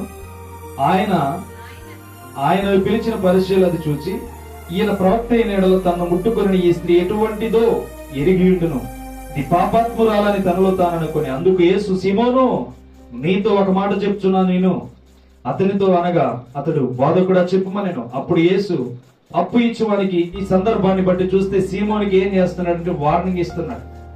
ఏం వార్నింగ్ ఇస్తున్నాడు తెలుసా? సీమోను ఇంట్లోనికి భోజనం చేయడానికి వెళ్ళాడు. భోజనం చేయడానికి వెళ్తే పాపాత్ములైన ఒక స్త్రీ వచ్చేసి ఏం చేసిందో తెలుసా? యేసు పాదముల మీద పడిపోయి అత్తరు పూసేసి కన్నీటితో తొడవడం, తల వెంట్రుకలతో తొడవడం ప్రారంభించింది. ఇప్పుడు ఇక్కడ అన్న ప్రజలందరూ అంటున్నారు, వీళ్ళందరూ ఏమంటున్నారంటే తనని అవమానపరిచి తక్కువ చేసి మాట్లాడుతున్నప్పుడు యేసుక్రీస్తు అంటున్నాడు, ఇదిగో నీకంటే ఈమె శ్రేష్ఠురా. ఎందుకో తెలుసా? నీ ఇంటిలోకి వచ్చిన తర్వాత కడుక్కోవడానికి కనీసం ఒక మగ్గు నీళ్లు నాకు ఇవ్వలేదు. నీ ఇంటిలోనికి వచ్చిన తర్వాత కొంచెం దాహానికి నీళ్లు ఇవ్వలేదు. కానీ ఈమె వచ్చిన వెంటనే తన కన్నీటితో నా పాదములు తడిపి అత్తరుతో పూసి తల వెంట్రుకలతో నా కాళ్ళను తుడుస్తుంది, ఈమె నీకంటే భాగ్యవంతురాలన్నాడు. దేవునికి స్తోత్రం. దేవుని ప్రేమ ఎలాంటిదో తెలుసా? ఎంత కష్టంలో ఉండి దేవుని దగ్గరికి వెళ్ళి మొర్రపెట్టినా మన దేవుడు సమాధానం ఇవ్వగల దేవుడు. ఎన్ని సమస్యల్లో ఉండి మనము అడిగినా ఆ సమస్యల నుంచి, ఎంత ద్రోహము చేసి దేవుని దగ్గరికి వెళ్ళినా, ఎంత అవమానం పరిచి దేవుని దగ్గరికి వెళ్ళినా, నీ అవమానం అంతటిని పక్కన పెట్టేసి, ఆయన తక్కువ చేసి మాట్లాడేవని చెప్పి పక్కన పెట్టేసి, కానీ నీ కొరకు నీకున్న సమస్యను తీర్చడానికి ఆయన దగ్గరికి వచ్చినందుకు సమాధానాన్ని ఇవ్వడానికి ఇష్టపడు. దేవునికి స్తోత్రం. హల్లెలూయా. కాబట్టి దేవుని ప్రేమను మనము గుర్తించగలిగితే ఎంతగా దేవుడు క్షమించగలడంటే, కొట్టబడిన రాళ్ళతో కొట్టబడుతున్న స్త్రీ దగ్గర తన ప్రేమను చూపించాడు. ఇక్కడ తల వెంట్రుకలతో తన పాదములు తుడుస్తున్న స్త్రీని దేవుడు క్షమిస్తున్నాడు. ఇటువంటి ప్రేమ మనము కలిగి ఉండాలంటే ముందుగా నీ శత్రువును నీవు ప్రేమించడం మొదలు పెట్టాలి. క్రీస్తును నీవు గుర్తించాలంటే నీ శత్రువు నీవు ప్రేమించడం ప్రారంభించాలి. నిన్ను ద్వేషిస్తున్న వారికి నీ ప్రేమను చూపించడం ప్రారంభించాలి. నిన్ను అవమానపరుస్తున్న వారికి, నిన్ను తక్కువ చేసి మాట్లాడుతున్న వారికి నీ ప్రేమను చూపించడం ప్రారంభించాలి. నువ్వు ప్రేమను చూపించడం ప్రారంభిస్తే నీ ఎముకలలో బలహీనత రాదు, నీ శరీరంలోనికి రోగము రాదు. నీ బలహీనత ఎప్పుడు నిన్ను వెంటాడకుండానే పోతుంది. ఎప్పుడు కూడా నీవు శాంతి సమాధానములతో మనశ్శాంతి కలిగి నడుస్తూ ఉంటావు. దేవునికి స్తోత్రం. హల్లెలూయా. కాబట్టి దేవుని ప్రేమలో మనం ఎంత ఒదిగి ఉండగలిగితే, నన్ను గనపరిస్తే నేను మిమ్మల్ని గనపరుస్తాను. మీరు నన్ను వెతకగలిగితే నన్ను కనుగొంటారు. మీరు నా ప్రేమ మీలో నిలబడగలిగితే నన్ను ఎరుగుతారు.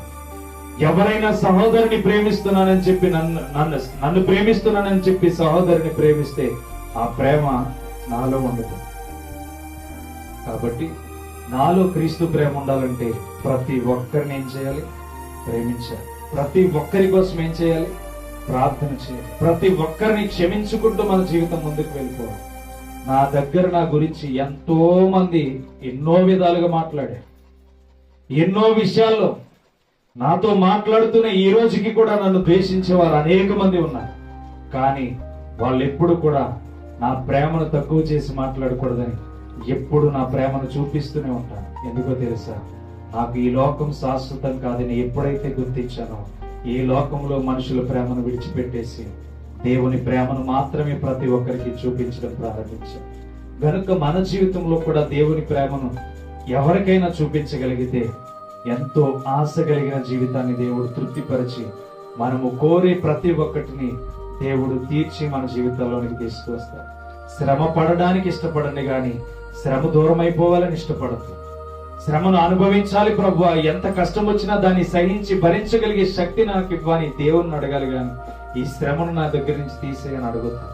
కాబట్టి దేవుడు నేర్పిస్తున్న విధానంలో మన జీవితం ఎలా ఉందో ఆలోచన చేయండి. ఎందుకంటే నాలో ఉన్న కోరిక చూడండి. రాత్రికాల సమయంలో వాక్యాన్ని ప్రకటించాను, ఇప్పుడు ఇక్కడ వాక్యాన్ని ప్రకటించాను, మరలా వెళ్ళి అక్కడ వాక్యాన్ని ప్రకటించడం చేయాలి. ఎందుకో తెలుసా?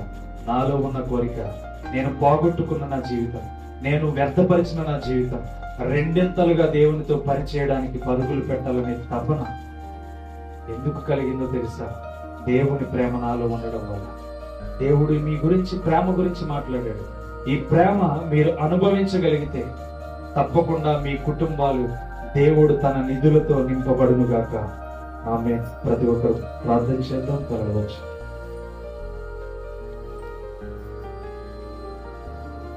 దేవుని ప్రేమ మనలో ఉండాలంటే ఏం చేయాలి అని మనం నేర్చుకున్నాం కనుక, దేవుని ప్రేమ మనలో ఉండాలి అంటే ఏం చేయాలి మనము నేర్చుకున్నాం కనుక, తప్పకుండా ఈరోజు దేవుడు మనతో మాట్లాడాడు. దేవుని ప్రేమ మనలో ఉండడానికి ఇష్టపడుతుంది కనుక ప్రతి ఒక్కరూ ఏం చేయాలి అని ఆలోచన చేస్తే దేవుని ప్రేమను సంపాదించాలి. మీ ఇష్టం, మీరు ఎలా ఉండాలనుకున్నా మీ ఫ్యూచర్ మీ చేతిలో ఉంటుంది. మీరేం చేయాలనుకున్నా మీ ఇష్టం మీ చేతిలో ఉంటుంది. మీరేం చేయాలనుకున్నా మీ ఆలోచన. నేనేం మిమ్మల్ని బలవంతం చేయట్లా. దేవుడు మీ జీవితాల కోసం ప్రకటించమని చెప్పాడంతే. మీ జీవితాలు బాగు చేసుకోమని చెప్పి దేవుడు ప్రకటించమన్నాడు. మీ జీవితాలు బాగుండాలని దేవుడు ప్రకటించమన్నాడు. మీ కుటుంబాలు సంతోషముగా ఉండాలని దేవుడు ప్రకటించమన్నాడు. నాకు ఇచ్చిన బాధ్యత ప్రకటించడం, ఆ ప్రేమను మీకు చూపించడం, ఆ ప్రేమనే ఈ రోజు మీకు తెలియచేశాను. ఇందులో గర్వంతో మాట్లాడింది గాని, మనుషులు ఏ రీతిగా ఉంటున్నారో తెలుసుకుని మాట్లాడింది గాని ఏమీ లేదు. దేవుడు ఈ దినాన్న నీతోనే మాట్లాడాడు. ఏం మాట్లాడాడంటే తన ప్రేమను నీలోనికి తెచ్చుకోమని. నీ ఎముకల్లో బలము కావాలి, హాస్పిటల్ చుట్టూ నీ జీవితం తిరగకూడదంటే దేవుని ప్రేమ నీలో ఉండాలి. నీ శత్రువును సైతం క్షమించగలిగే గుణము నీలోనికి రావాలి. నిన్ను ద్వేషిస్తున్న వారిని సహితం ప్రేమించే ఆలోచనలోనికి వెళ్ళాలి. ఏ విషయంలో దేవుడు పొరపాటు చేస్తున్నావే దినంన మాట్లాడితే, ఈ రోజు నుంచి దేవుణ్ణి గణపరచడం ప్రారంభిస్తే దేవుడు నిన్ను గణపరచడం ప్రారంభిస్తాడు. నీ కుటుంబంలో ఉన్న నిధులన్నిటినీ దేవుడు నింపడానికి ఇష్టపడతాడు. ఏదో వచ్చి ప్రకటించానని మీరు అనుకోవద్దు, ఏదో చెప్పి వెళ్ళిపోతున్నానని మీరు అనుకోవద్దు. కానీ మీ జీవితాల కోసమే దేవుడు ఎంతో భారాన్ని పెట్టి పంపిస్తున్నాడు. ఎంతో భారాన్ని పెట్టి దేవుడు మీతో మాట్లాడుతున్నాడు. వచ్చిన మీకే అదృష్టం, వింటున్న మీకే అదృష్టం, ఈ వాక్యాన్ని వింటున్న మీకే ఎంతో అదృష్టం. గనుక ఇదిగో మీ జీవితాలను పోగొట్టుకోవద్దు. బ్రతిమాలుతున్నా ఆ యేసయ్యే ఈ ప్రజలను మారండి అని బతిమాలుతున్నప్పుడు, ఇదిగో మీ జీవితాలు బాగుండాలి, మన సంఘం ఎత్తబడాలని ఎంతో ఇష్టపూర్వకంగా దేవుడు ఇక్కడికి నడిపిస్తుంది. అమ్మా, మీ జీవితాలను పాడు చేసుకోవద్దు, మీ జీవితాలని నాశనం చేసుకోవద్దు, మీ జీవితాలని వ్యర్థపరచుకోవద్దు. నిజమే చెప్తున్నాను, జీవము కలిగిన దేవుడు మన కొరకు ప్రాణం పెట్టాడు. జీవము కలిగిన దేవుడు తన ప్రేమను మనకు చూపించాడు. జీవము కలిగిన దేవుడు మన జీవితాలని అద్భుతంగా మార్చడానికి ఈ దినాన్ని మనకి తెలియచేస్తున్నాడు. పొరపడద్దు. ఎవరో ఏదో చేస్తున్నారని వారితో కలిసి జీవించొద్దు. ఎవరో ఎందులో పాలు పంపులు పొందుతున్నారని అందులోకి వెళ్ళి చేతులు పెట్టొద్దు. నీకు పూట గడవకపోతే దేవుని దగ్గరికి వెళ్ళి, ప్రభువా నా పరిస్థితి ఇది, ప్రభువా నా జీవితం ఇది, ప్రభువా నా ఆలోచన ఇది, ప్రభువా నన్ను బ్రతికిస్తావా, నా బ్రతుకును బాగు చేసేది నీవే ప్రభువా, నన్ను స్థిరపరిచేది నీవే ప్రభువా, నా జీవితంలో వెలుగును నింపేది నీవే ప్రభువా, నా నిధులను నింపగలిగేది నీవే ప్రభువా, నా నిధులను నింపుతావా ప్రభువా, నా కుటుంబమును దీవిస్తావు ప్రభువా. నీ కృపను పొందుకొని ప్రతి ఒక్కరికి ప్రేమ చూపించాలి, ప్రతి ఒక్కరికి ప్రేమ చూపించాలని ఇష్టపడుతున్నాను ప్రభువా. ఆ ప్రేమను నువ్వు గుర్తిస్తావా ప్రభువా? నీ దగ్గరకు వస్తున్నాను, నిన్ను కనుగొనడానికి, నీ ప్రేమను కనుగొనడానికి నేను వస్తున్నాను ప్రభువా. అయ్యా, నన్ను కనుగొనగలవా, నన్ను చూడగలవా, నన్ను రక్షించగలవా, నాతో మాట్లాడగలవా, నాకున్న పరిస్థితుల నుంచి బయటికి తీసుకురాగలవా అని దేవుణ్ణి ఈ రోజు అడగగలిగితే దేవుణ్ణి గణపరిచిన దానిగా నీవు మార్చబడతావు. దేవుడు నిన్ను గణపరచడం ఇష్టపడుతూ ఉంటాడు. ఎన్నో వాక్యాలు విన్నా నీతో దేవుడు ఈ రోజు ప్రేమ కలిగి జీవించమని మాట్లాడుతున్నాడు.